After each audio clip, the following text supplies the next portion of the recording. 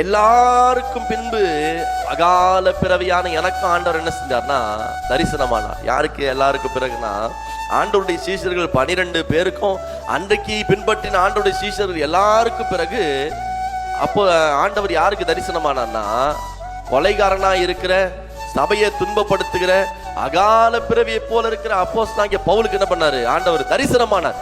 இப்படி தரிசனமான பிறகு அவர் சொல்றாரு, இவர்கள் எல்லாருக்கும் பிறகு ஆண்டவருடைய தரிசனம் ஆனதுனால நான் சபையை துன்புறுத்தி கொலை செய்ததுனால அப்போஸ்தலன் என்ற பேரை கூட நான் பெறுகிறதுக்கு என்ன இல்லை, தகுதி இல்லை, நான் பாத்திரவான் கிடையாதுன்னு சொல்லிட்டு சொல்றாரு. ஆனாலும் இவர்கள் எல்லாரை விட நான் என்ன செஞ்சேன்னா அதிகமா என்ன செஞ்சேன்னா பிரயாசப்பட்டேன். ரொம்ப முக்கியமா கவனிக்கணும், இவங்க எல்லாரை விட நான் என்ன பண்ணேன்? அதிகமா. அப்போ சீஷர்களை விட இவர் தைரியமா சொல்ல முடியுது, ஆண்டவருடைய சீஷர்களை விட ஆண்டவரோடு கூட இருந்தவங்களை விட நான் என்ன செஞ்சேன்னா அதிகமா பிரயாசப்பட்டேன். நான் என்ன செஞ்சேன்னா ஆண்டவருடைய சித்தத்தை அறிந்து ஆண்டவருடைய அந்த காலத்தை புரிந்து கொண்டு நான் அதிகமா பிரயாசப்பட்டேன்.